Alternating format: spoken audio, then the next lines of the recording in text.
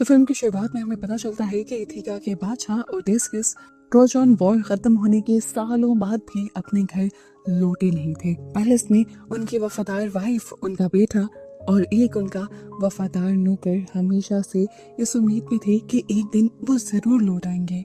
लेकिन इन तीनों के अलावा सबको लगता था कि ओडेसियस मर गए हैं। अब क्योंकि इतने सालों से इथिका का कोई बादशाह नहीं था, तो इस वजह से बहुत से ऐसे लोगों ने इस जगह पर आकर कब्जा कर लिया था जो यहाँ के अगले बादशाह बनने के लालच में थी। और अगर आसान लफ्जों में कहें तो ओडेसियस और इस पैलेस के वो दुश्मन थे। ये लोग रोजाना पैलेस का खाना पीना जाया कर रहे थे और पेनेलोपी पर जबरदस्ती दूसरी शादी करने के लिए दबाव डाल रहे थे ताकि इथिका के तख्त पर कब्जा कर सकें।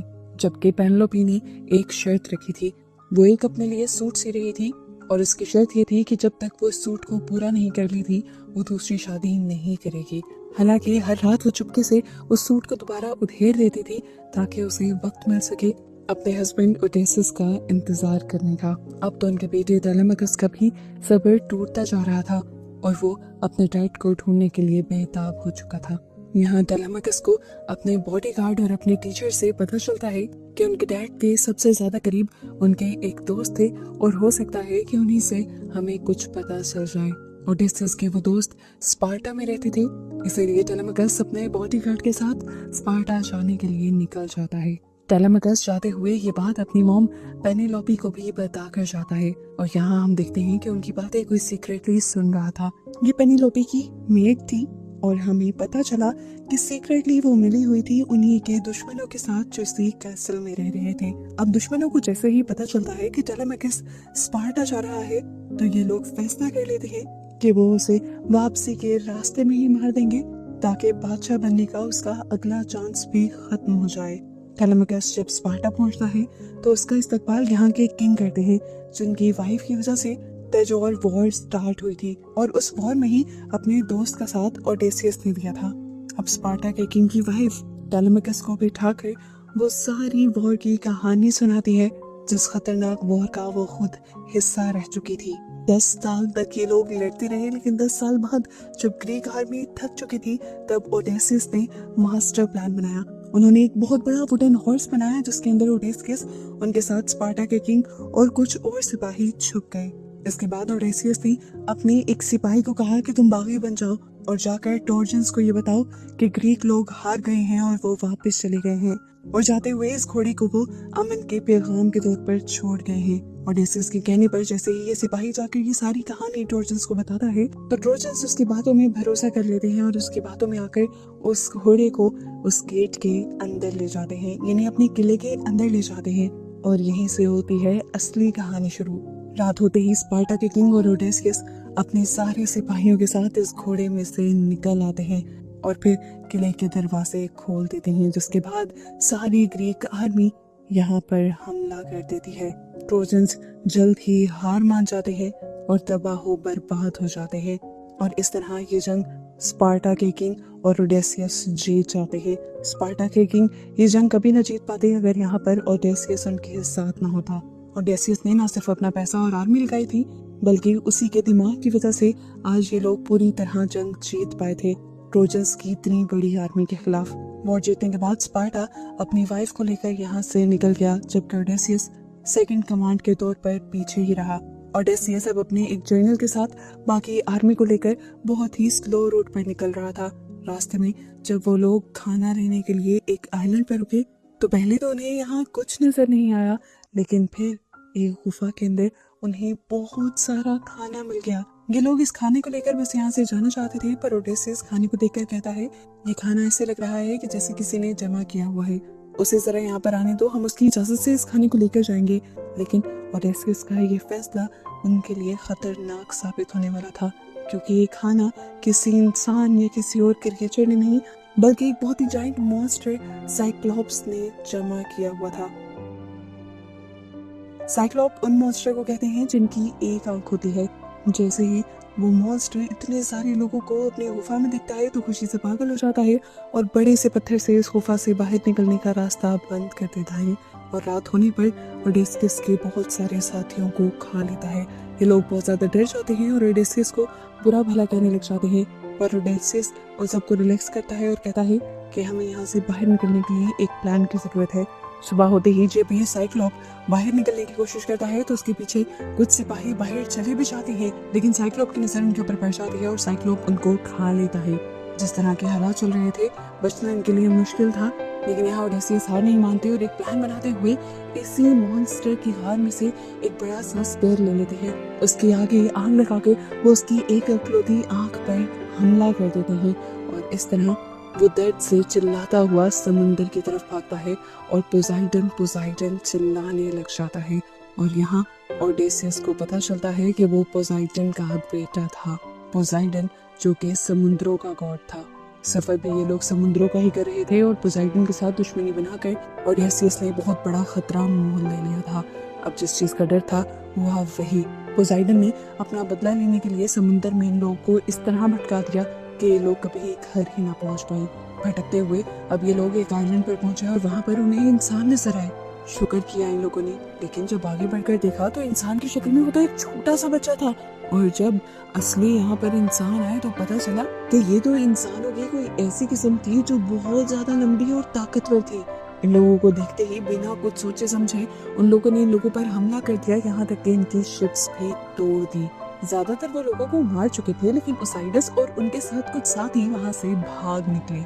इस आइलैंड पर भागते भागते वो एक मिस्टीरियस से घर में आ पहुंचे, जिसके बारे में ओसाइडस नहीं जानता था कि वो एक विच का घर था। जब तक वो भागते हुए यहाँ पहुंचा, उसने देखा कि यहाँ पर बहुत सारे पिग्स हैं। भूख से मारा ओसाइडस यहाँ उस औरत से खाना मांगने लगा और उस औरत ने उसको एक पिग ज़िबा करने को कहा। बातों ही बातों में ओसाइडस को पता चल गया कि वो तो एक विच है और यहाँ पर के जितने भी पिग्स हैं वो उसी की सिपाही हैं। ओसाइडस को यहाँ पर अक्लमंदी दिखानी थी, क्योंकि यहाँ पर अब बात लड़ाई से खत्म होने वाली नहीं थी। ओसाइडस ने पूछा कि तुम ये सब कैसे करते हो? तब उस जादूगर ने बताया कि मैं कोई बुरी इंसान नहीं हूँ, अपने आप को यहाँ के इन बड़े बड़े इंसानों से बचाए रखने के लिए मुझे ये सब करना पड़ता है। ओडेसियस यहाँ इस विच को अपनी बातों में लगा लेता है और उससे कहता है कि तुम मेरे सारे साथियों को भी वापस से इंसान बना दो और हमें यहाँ से निकलने का रास्ता भी बता दो, क्योंकि पोसाइडन ने समुद्र के सभी रास्ते हमारे लिए भूल भुलैया बना दिए हैं। ओडेसियस के कहने पर विच ने सबसे पहले उसके साथियों को इंसान बनाया और फिर उसे घर जाने का रास्ता बताया। अब समुद्र से होकर वो जा नहीं सकते थे। इस विच ने बताया कि तुम्हें अंडरवर्ल्ड से होकर जाना होगा, यानी जहन्नुम से। अंडरवर्ल्ड पहुंचकर ओडेसियस वहां जाकर अपने जहाजों का सैक्रिफाइस देता है और उसके बाद जमीन फट जाती है। वहां से मुर्दा इंसानों की रूहें निकलने लगती हैं और यहाँ पर उसे टेरियस की रूह भी मिलती है, जो प्रेडिक्शन करती है कि चाहे जितनी मर्जी सालों बाद सही, लेकिन जिंदा सिर्फ ओडेसियस ही घर पहुंचेगा। ओडेसियस यहाँ उसकी बात को मानने से इनकार कर देता है। इतनी ही देर में यहाँ अंडरवर्ल्ड से बहुत सारी और भी लाशें निकलने लगती हैं, जो कि ट्रोजन वॉर के वक्त ओडेसियस की सिपाहियों की थी।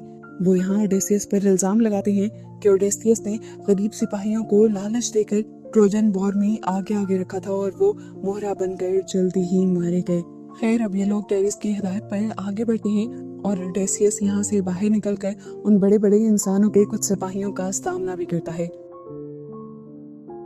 इसके बाद इन्हें समुद्र से होकर जाना पड़ता है, जहाँ पर इन्हें पहले ही पता था कि यहाँ की बहुत सारी जादुई जल परियां कुछ ऐसे सायरन बजाएंगी जिससे ये लोग पागल होने लगेंगे।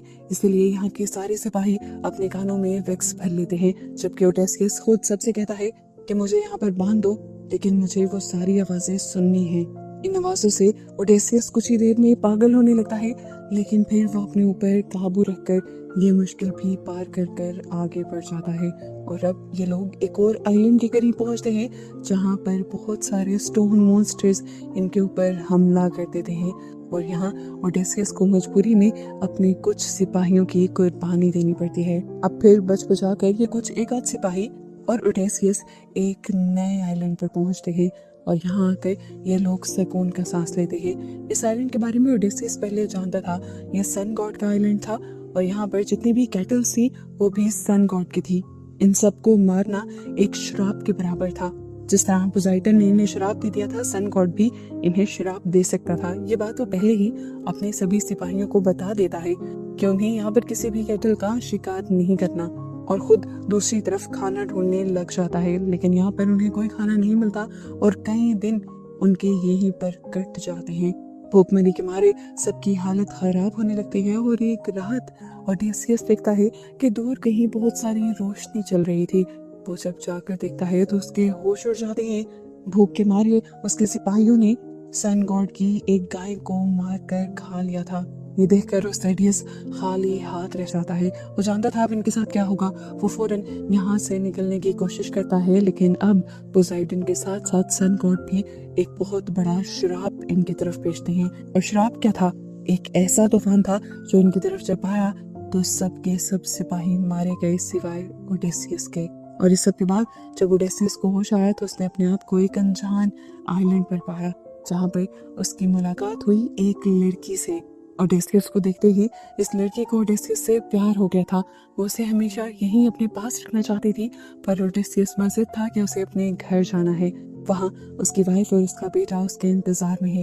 वो लड़की नहीं चाहती थी कि ओडेसियस अपनी फैमिली को याद रखे, इसीलिए 7 साल तक वो उसे एक ऐसा पौधा खिलाती रही जिससे उसकी याददाश्त खो जाए।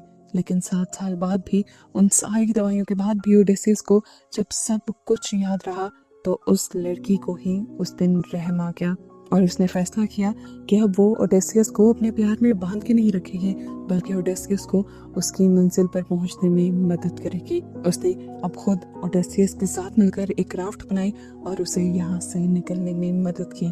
ओडेसियस जैसे तैसे तैरता हुआ 20 साल बाद बिल्कुल अकेला अथेका की मिट्टी पर पहुंचा, जहाँ आते ही अथेना गॉड ने उसकी मदद की और उसे गाइड किया घर पहुंचने के लिए। घर पहुंचते ही ओडेसियस ने एक गरीब भिखारी का रूप ले लिया, क्योंकि वो जानता था कि अगर ऐसे ही सबको वो बताते हुए आगे बढ़ेगा तो शहर में हंगामे हो जाएंगे और लोग उसे मारने पर तुल जाएंगे। और वो ठीक भी था। सबसे पहले वो अपने ब्लाइंड नौकर के पास गया जो उसके इंतजार में मरा जा रहा था। ओडेसियस ने जब उससे बात करने की कोशिश की तो उसने फील किया कि ये ब्लाइंड नौकर उसे पहचान नहीं पा रहा। लेकिन हाँ, यहाँ पर यह आदमी ओडेसियस को ये जरूर बता देता है कि उसका बेटा टेलेमाकस अब बहुत बड़े खतरे में है, क्योंकि वो उसे ढूंढने के लिए निकला था। और यहाँ ओडेसियस के सारे दुश्मनों ने ये फैसला किया था कि उसके बेटे को इस कैसल के वापसी के रास्ते में ही मार देंगे। उसके मारने की सारी प्लानिंग एक टेंपल के अंदर की गई थी, इसीलिए ओडेसियस भी फौरन उस टेंपल के अंदर पहुंच गया। जहां आकर ओडेसियस ने देखा कि उनके दुश्मनों ने अब नकली पुजारियों का रूप लेते हुए टेलेमाकस के टीचर को और उसके बॉडीगार्ड को मार दिया था। इस सब के बाद वो टेलेमाकस को भी जहर पिलाने वाले थे, लेकिन ओडेसियस ने वक्त रहते ही बिजली की तेजी से वहां पर हमला किया और सारे किलर्स को मार दिया और इस तरह अपने बेटे टेलेमाकस को बचा लिया। अपनी जान बचाने के नाम में टेलेमाकस ने यह फैसला किया कि वो इस भिखारी को अपने पैलेस में ले आएगा। ये तो वो जानता नहीं था कि ये भिखारी उसका बाप है। जब ओडेसियस घर आया तो 20 साल बाद कोई इंसान उसे ना पहचान सका सिवाय उसके पेट डॉग के। 20 साल से जैसे वो ओडेसियस का इंतजार कर रहा था। ओडेसियस की खुशबू पहचानते ही वो अपनी दम हिलाता है और अपनी आखिरी सांसें लेकर मारा जाता है। ये देखकर टेलेमाकस भी पहचान लेता है कि ये भिखारी के रूप में कोई और नहीं बल्कि उसके डैड ओडेसियस ही है। अब हर रात की तरह इस महल में दोबारा दावतें शुरू हो जाती हैं और दावतों के दौरान भिखारी बना हुआ ओडेसियस अपने दुश्मन के पास आता है और उसे अंडरवर्ल्ड से लाया हुआ एक मेटल का टोकन देता है जो कि साइमन ने भेजा था। ये देखकर वो आदमी जैसे पागल सा हो जाता है और उसे ऐसा लगता है कि ये भिखारी उसका सारा राज जानता है। इसी गुस्से में वो इस भिखारी को यानी ओडेसियस को एक टांग मार देता है और यहाँ से बाहर निकलने का हुक्म दे देता है। पर ओडेसियस यहाँ से जाने वाला थोड़ी था। आधी रात में वो अपनी वाइफ पेनेलोपी के पास जाता है और उसके सामने बैठकर अपने सारे गुनाहों का इत्तराफ कर लेता है। वो कहता है कि मैं 20 साल तक तुमसे बिछड़ा रहा और ये मेरे लिए एक सजा थी, मेरे गुनाहों की सजा। मैंने ट्रोजन हॉर्स के जरिए बहुत से मासूमों का कत्ल किया था। इसके लिए मुझे बहुत सी मुश्किलें झेलनी पड़ी।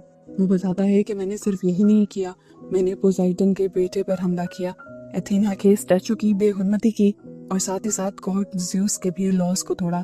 और इन सारी चीजों की वजह से तुम्हें भी बहुत मुश्किलें सहनी पड़ी, इसीलिए मैं तुमसे माफी मांगता हूँ। पेनेलोपी जो 20 साल से उसके इंतजार में थी, उसने 2-1 मिनट में ही उसे माफ कर दिया था। खैर, अब अगली सुबह होती है और पेनेलोपी ये सबको ऐलान कर देती है कि अब वो शादी के लिए तैयार है। पूरे महल में खुशी की लहरें दौड़ जाती हैं और जितने भी लोग यहाँ पर बादशाह बनने की लालच में आए हुए थे वो सारे खड़े हो जाते हैं। सबको बेचैनी थी कि पेनेलोपी शादी के लिए किसको चुनेगी। पेनेलोपी यहाँ पर शर्त रखती है कि मैं उसे चुनूंगी जो मेरा एक चैलेंज एक्सेप्ट करेगा। मैं यहाँ पर सबको तीर चलाने का एक मौका दूंगी और इस तीर से तुमने लगातार 12 लकड़ियों को तोड़ना है। कोई भी ये काम कर नहीं पाता, यहाँ तक कि 2-3 लोग तो इस काम को करने से पहले ही इनकार कर देते हैं। और तब भिखारी बना ओडेसियस कहता है कि मैं भी ये कर सकता हूँ। वो एक बार में जैसे ही इस चैलेंज को पूरा करता है तो पेनेलोपी फैसला कर लेती है कि इसी से वो शादी करेगी। और तब ओडेसियस सबके सामने अपनी असली आइडेंटिटी रिवील कर देता है और उसे देखकर सारे शौक में रह जाते हैं। टेलेमाकस और पेनेलोपी तो बहुत ज्यादा खुश होते हैं, जबकि ओडेसियस का नौकर भी अब खुशी से बेताब हो जाता है। इसके बाद बारी आती है उन लोगों की जो इस महल में इतने अरसे से अय्याशियां कर रहे थे। ओडेसियस को अब उनका खात्मा करना था। यहाँ पर एक अच्छी लड़ाई शुरू हो जाती है और टेलेमाकस और ओडेसियस मिलकर इन सारे दुश्मनों का सफाया कर देते हैं। आखिर में सबसे बड़े दुश्मन एंटिनेंस को मारना बहुत ज्यादा मुश्किल था। वो उन दोनों के ऊपर भारी पड़ा था, लेकिन ओडेसियस हिम्मत नहीं हारता। यहाँ से टेलेमाकस उसके ऊपर हमला करता है तो दूसरी तरफ से भागते हुए ओडेसियस आकर फाइनली एक ऐसा हमला उसके ऊपर करता है कि उसे मौत के घाट उतार देता है। ऐसे सारे ही लालची सूटर्स मारे जाते हैं और घर में दोबारा अमन कायम हो जाता है। ओडेसियस दोबारा अपने अथेका के तख्त पे आ जाता है, लेकिन इस तख्त को खुद संभालने के बजाय वो टेलेमाकस के हवाले कर देता है और खुद अपनी वाइफ पेनेलोपी के साथ एग्जाइल के पीस की तलाश में हमेशा के लिए निकल जाता है। और ऐसे ही उन्हें एक साथ खुश दिखाते हुए ये मूवी यहाँ खत्म हो जाती है।